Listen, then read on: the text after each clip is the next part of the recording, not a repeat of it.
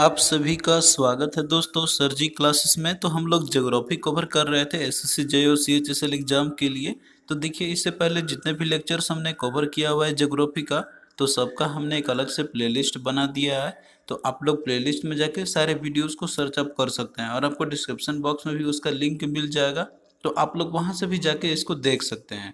और इसके पहले भी देखिए हमने बायोलॉजी और इकोनॉमिक्स का जो पोर्शन है वो आपका फिनिश हमने कर दिया है और उसका पीडीएफ भी आपको प्रोवाइड कर दिया है। तो उसका भी लिंक आपको डिस्क्रिप्शन बॉक्स में मिल जाएगा। तो आप लोग उसको वहाँ से जाके आप लोग बाई कर सकते हो। आप लोग स्टडी करते रहिए और ज्योग्राफी का जैसे ही नोट्स कंप्लीट होगा तो ये हम आपको प्रोवाइड कर देंगे।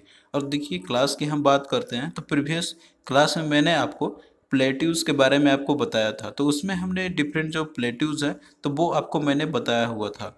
तो आज जो है हम लोग वही सीरीज को आगे कंटिन्यू करते हुए क्लास को करेंगे हम लोग।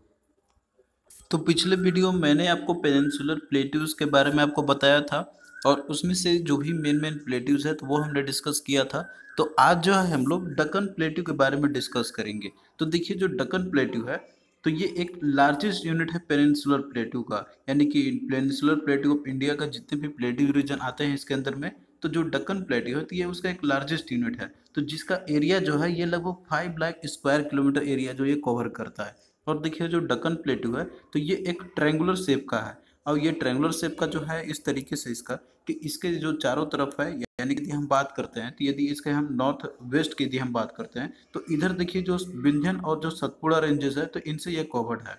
और बाकी यदि आप जैसे कि आप यहाँ नॉर्दर्न रीजन में जाइएगा तो यहाँ पे आपको महादेव जो हिल्स है तो ये इससे लोकेटेड है और साथ में जो मैकाल हिल्स है तो ये नॉर्थन साइड में इसके है।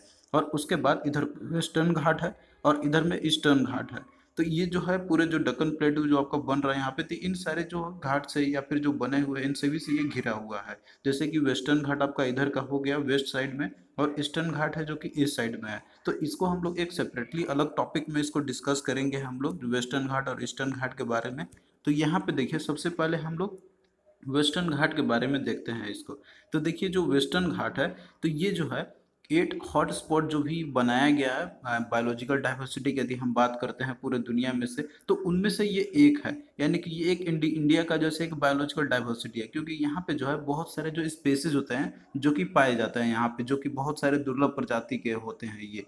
तो इस तरीके से ये भी एक उनमें से जो है एक हॉटस्पॉट जोन के अंदर में आता है। और देखिए जो ये वेस्टर्न घाट है तो ये इंडिया के 6 स्टेट के क्रॉस जो है ये पूरे स्प्रेड हुआ है। तो जैसे कि आप यहाँ फिगर में आप इसको आप देख सकते हैं जो वेस्टर्न घाट है तो ये पूरा यहाँ से लेके पूरा ये एंडिंग पॉइंट इसका यहाँ तक है ये। तो इसमें 6 स्टेट आते हैं। तो कौन कौन स्टेट आपके आते हैं तो इसमें देखिए पहला जैसे गुजरात हो गया इधर का पोर्शन, उसके बाद फिर महाराष्ट्र हो गया आपका यहाँ वाला जो बाकी स्टेट जो है यदि आपने देखा होगा अच्छे से तो। फिर उसके बाद गोवा है, कर्नाटक है, तमिलनाडु है और केरल है। तो इन 6 स्टेट्स में ही जो है कि जो वेस्टर्न घाट है ये सारे स्प्रेड है।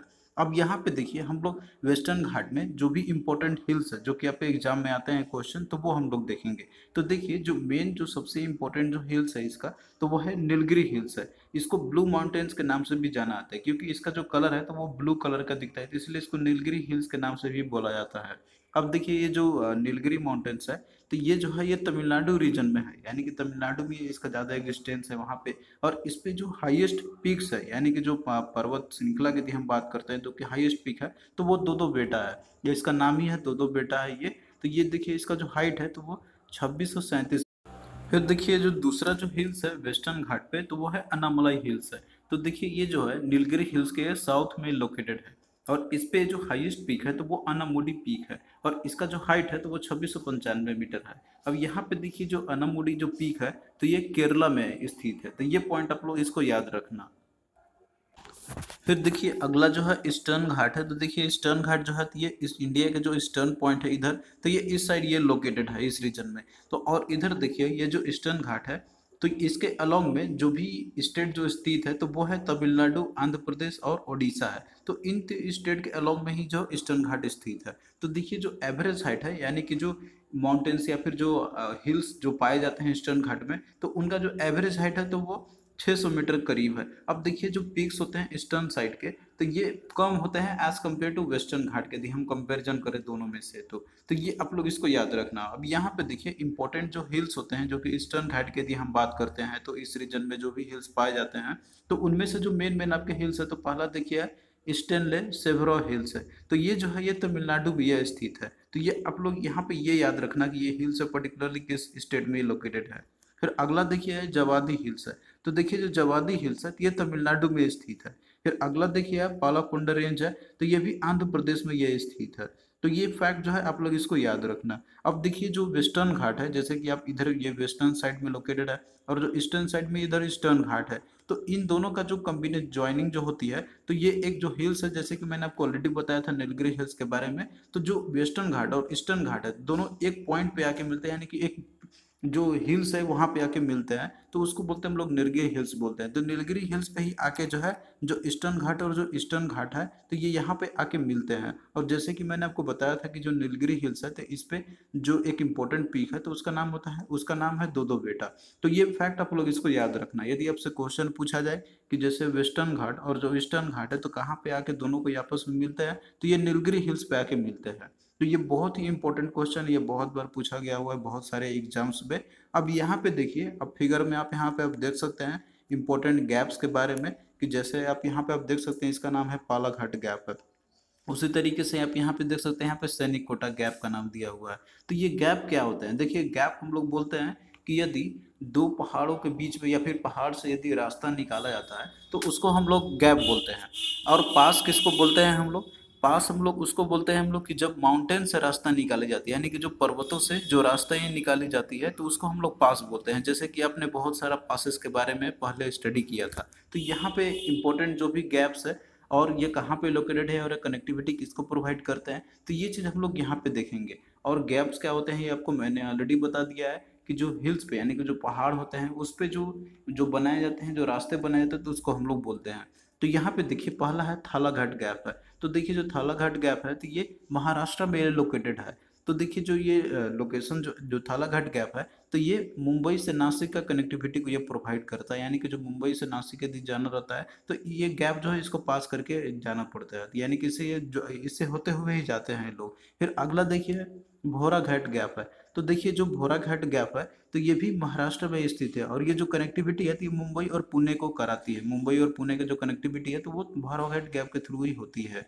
या फिर उसके बाद अगला देखिए है, अगला दिया आपका इसमें पालघाट गैप है। तो देखिए जो पालघाट गैप है, जैसा कि आप फिगर में आप यहाँ पे आप देख सकते हैं ये, तो ये जो पालघाट गैप है तो ये केरला में स्थित है। और ये जो है पालखंड और कोयम्बटूर जो रीजन है तो इन दोनों रीजन को ये कनेक्टिविटी प्रोवाइड करती है। फिर अगला देखिए सैनिक कोटा गैप है। तो देखिए जो सैनिक कोटा गैप है तो ये जो है ये केरला में स्थित है और ये जो है कोलम और मदुरई के बीच में कनेक्टिविटी प्रोवाइड करती है। तो यहाँ पे देखिए आपको फिगर में ये इसको अच्छे से आप लोग देख सकते हैं कि जैसे गैप ये कहाँ पे स्थित है। जैसे कि अपने फिगर में यहाँ पे आप देख सकते हैं पालाघाट गैप है और यहाँ पे ये सैनिक कोटा गैप है। तो सैनिक कोटा गैप कहाँ पे लोकेटेड है, तो ये केरल में है। उसी तरीके से जो पालघाट गैप है, जैसे कि मैंने आपको इसके बारे में बताया था, तो ये कहाँ पे लोकेटेड है, तो ये भी केरल में ही ये लोकेटेड है।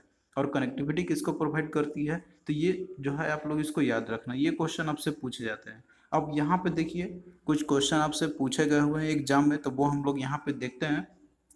तो देखिए पहला क्वेश्चन आपका दिया हुआ है कि at which of the following hills the Eastern Ghat joins the Western Ghat, यानी कि जो हिल्स जो ईस्टर्न घाट के हैं और जो वेस्टर्न घाट के हैं तो वो कहाँ पे आके ज्वाइन करते हैं। तो देखिए कहाँ पे आके ज्वाइन करते हैं, जैसे कि मैंने आपको बताया था कि इधर वेस्टर्न घाट है इधर ईस्टर्न घाट है, तो ये आके नीलगिरी हिल्स पे आके ज्वाइन करते हैं दोनों को।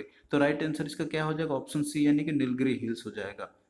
फिर अगला देखिए क्वेश्चन है कि the Khardung pass is associated with which mountain range, यानी कि यहाँ पे आपसे एक खारदुंग पास के बारे में पूछा जा रहा है कि ये जो है ये किस माउंटेन रेंज से एसोसिएटेड है। तो देखिए पास के बारे में ऑलरेडी मैंने आपको बता दिया था पहले। तो उसमें कौन कौन से जो जो भी पासेस होते हैं वो कौन से माउंटेन रेंजेस पे हैं और वो कनेक्टिविटी का किसके बीच में प्रोवाइड करते हैं और साथ में वो कौन से स्टेट में लोकेटेड है, तो ये सारा क्वेश्चन आपसे पूछा जाता है। तो देखिए यहाँ पे जो खारदुंगला जो पास आपसे पूछा गया था तो ये जो है ये माउंटेन पास है लेह डिस्ट्रिक्ट के अंदर में है और इंडियन यूनियन टेरिटरी जो कि लद्दाख रीजन में ये आता है तो ये उसके लेह डिस्ट्रिक्ट में एसोसिएटेड है। तो अब यहाँ पे देखिए इसमें ऑप्शन आपका दिया हुआ है पीर पंजाल, लद्दाख, बनिहाल और जास्कर। तो इसका राइट आंसर आपका क्या हो जाएगा, ऑप्शन बी इसका हो जाएगा लद्दाख रेंज हो जाएगा, क्योंकि देखिए लद्दाख रीजन में जो लद्दाख रेंज है तो वहीं पे जो खारदुंग जो पास है एसोसिएटेड है उसी माउंटेन रेंज के ऊपर में है। तो आई होप कि अब आपको समझ में ये आ गया होगा।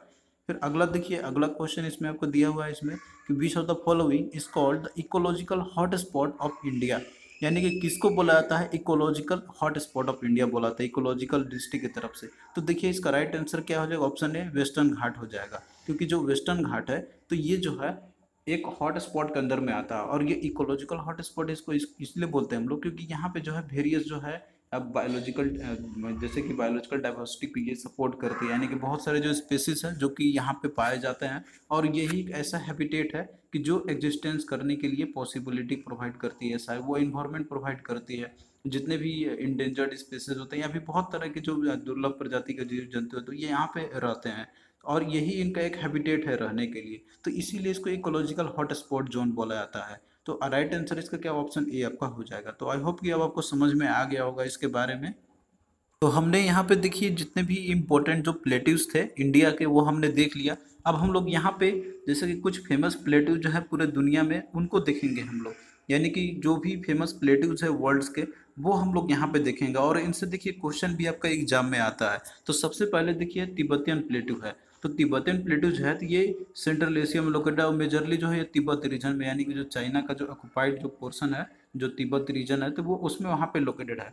तो देखिए जो तिब्बतियन प्लेटू है तो ये जो है इसको the roof of the world भी बोला जाता है। इसको निक नेम से भी आप लोग इसको याद रखना, ये भी आपसे पूछा जाता है कि which of the following is called the roof of the world. तो आपका क्या हो जाएगा, ये तिब्बतन प्लेटू हो जाएगा इसका राइट आंसर। और इसका देखिए जो इसका एलिवेशन है, यदि हम जो सी लेवल से बात करते हैं तो ये 4500 मीटर है, ये पूरा सी लेवल के अबव में है। तो इस तरीके से ये जो प्लेटू है तो ये पूरी दुनिया का सबसे हाईएस्ट प्लेटिव रीजन्स है, क्योंकि ये इतना ऊंचाई पे ये लोकेटेड है। तो ये जैसे कि प्लेटिव का यदि हम बोलते हैं उसको हम लोग कि जिसका एक जो अप्रोक्सीमेट जो रेंज होता है तो वो उसके ये बहुत ज़्यादा है, लेकिन ये प्लेटिव के अंदर में आता है तो इसीलिए इसको हम लोग प्लेटिव ही नाम देते हैं, इसको अदर नेम नहीं देते हैं हम लोग। क्योंकि प्लेटिव हम लोग बोलते हैं उसको कि जो इतना मतलब कि इतना रेंज नहीं होती, उसके कम होती है इसकी।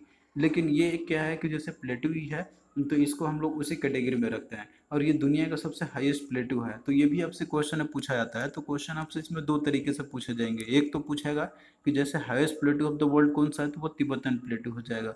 The roof of the world किसको बोलते हैं हम लोग, तो वो भी आपका तिब्बतन प्लेटिव हो जाएगा। तो इस बात को आप लोग याद रखना। फिर देखिए अगला है कोलोराडो प्लेटू है। तो देखिए जो कोलोराडो प्लेटू है तो ये जो है यूएसए के जो साउथ वेस्टर्न पार्ट है तो ये वहाँ पे ये लोकेटेड है। और देखिए जो कोलोराडो जो प्लेटू है तो ये बाउंडेड है रॉकी माउंटेन्स से, यानी कि नॉर्थ साइड में इसके रॉकी माउंटेन्स है, और जो ईस्ट में दोनों नॉर्थ और ईस्ट साइड में ये रॉकी माउंटेन्स है, और वेस्ट में ग्रेट बेसिन्स है यहाँ पे। फिर अगला देखिए डक्कन प्लेटू है। तो डक्कन प्लेटू ये तो इंडिया में स्थित तो है ही, इसके बारे में आपको ऑलरेडी बता दिया है। और ये इंडिया का सबसे लार्जेस्ट प्लेटू है और जिसकी हाइट है ये 600 मीटर्स है। और ये जो है वेस्टर्न घाट और ईस्टर्न घाट के बीच में, यानी कि उन दोनों के बीच में ये लोकेटेड है, जैसे कि मैंने आपको ऑलरेडी इसके बारे में बता दिया है। फिर अगला देखिए किम्बरले प्लेटू है। तो देखिए जो किम्बरले प्लेटू है तो ये ऑस्ट्रेलिया में ये स्थित है। तो ये आप लोग इसको याद रखना। और देखिए जो किम्बरले जो प्लेटू है तो ये वोल्केनिक इरप्शन के चलते इसकी फॉर्मेशन हुई है। फिर अगला देखिए आपको दिया हुआ है कि लॉरेंसियन प्लेटू है। तो देखिए जो लॉरेंसियन प्लेटू है तो ये कनाडा में स्थित है और इसको कैनेडियन शील्ड के नाम से भी बोला जाता है। अब यहाँ पे देखिए आयरन ओर के जो फाइन क्वालिटी होते हैं तो वो यहाँ पे पाए जाते हैं। फिर अगला देखिए इसमें दिया हुआ है कि अगला देखिए दिया हुआ है कि पोटोहार प्लेटू। तो देखिए जो पोटोहार प्लेटू जो है तो ये पाकिस्तान में ये स्थित है। अब देखिए इसके ईस्टर्न साइड में झेलम रिवर है, यानी कि ईस्टर्न साइड में ये झेलम रिवर है और वेस्ट साइड में इंडस रिवर से है। तो इन दोनों नदियों के बीच में ये जो है प्लेटू स्थित है। फिर अगला देखिए मेसेटे प्लेटू है। तो देखिए जो मेसेटा प्लेटू है तो ये स्पेन में यह स्थित है और ये जो है पूरा एक्सटेंड किया हुआ है। तो ये लगभग 81,000 स्क्वायर माइल्स, यानी कि लगभग ये 2,10,000 स्क्वायर किलोमीटर है, जो कि ये इतने पूरे एरिया में कवर किया हुआ है। और इसका जो एवरेज एलिवेशन है तो वो लगभग इसका 660 मीटर के ये इतना मतलब अप्रॉक्सीमेटली में है। तो ये जो जितने भी आपको दिया हुआ है तो ये तो कैरेक्टरिस्टिक तो आपको जैसे कुछ का याद तो रखना ही है, लेकिन इसमें आपको मेन ये याद रखना है यहाँ पे कि जो भी मेजर प्लेटूज है और वो कहाँ पे ये लोकेटेड है, किस कंट्री में है, तो ये आपसे क्वेश्चन में पूछा जाता है। तो यहीं पे देखिए एक क्वेश्चन आपका जैसे कि एसएससी जेई में आपका ये क्वेश्चन पूछा गया था कि जैसे क्वेश्चन अब देखिए यहाँ पे दिया हुआ है कि in which country is the Meseta plateau is located. तो देखिए जो मेसेटा प्लेटू है तो ये किस कहाँ पे लोकेटेड है, तो ये स्पेन में लोकेटेड है, जैसा कि मैंने आपको ऑलरेडी वही बताया हुआ था। तो राइट आंसर इसका क्या हो जाएगा, ऑप्शन सी इसका हो जाएगा। फिर अगला क्वेश्चन देखिए कि in which Indian state is the Nanda Devi peak located. तो देखिए जो नंदा देवी जो पीक है तो ये जो है इंडिया का ये सेकेंड हाईएस्ट माउंटेन पीक है India after the mount Kanchenjunga. और ये जो है ये इंटायरली लोकेटेड है कंट्री के अंदर में। तो देखिए जो नंदा देवी जो पीक है, तो ये जैसे कि यदि हम बात करते हैं नंदा देवी पर्वत का, तो ये उत्तराखंड में ये स्थित है। तो ये राइट आंसर क्या है, ऑप्शन डी इसका हो जाएगा। तो ये चीज़ मैंने आपको ऑलरेडी बता दिया है पहले, आप लोग वहां से जाके देख सकते हैं। नंदा देवी और नंगा पर्वत जो है, तो दो जो पर्वत है, तो ये इंडिया में स्थित है और ये उत्तराखंड में ये दोनों लोकेटेड है। और ये जो है पूरे दुनिया की यदि हम बात करते हैं, तो 23rd हाईएस्ट पीक है पूरे दुनिया का। तो थैंक यू दोस्तों, कैसा लगा ये लेक्चर आप लोग कमेंट करके ज़रूर बताना। और देखिए इसी तरीके से और भी जो ज्योग्राफी के जो पोर्शंस है वो हम लोग फिनिश करते चलेंगे। तो आप लोग बस वीडियो को शेयर करते रहिए अपने फ्रेंड्स के साथ, ताकि हमें मोटिवेशन मिलता रहेगा। तो चलिए दोस्तों, मिलते हैं नेक्स्ट वीडियो में, तब तक के लिए बाय।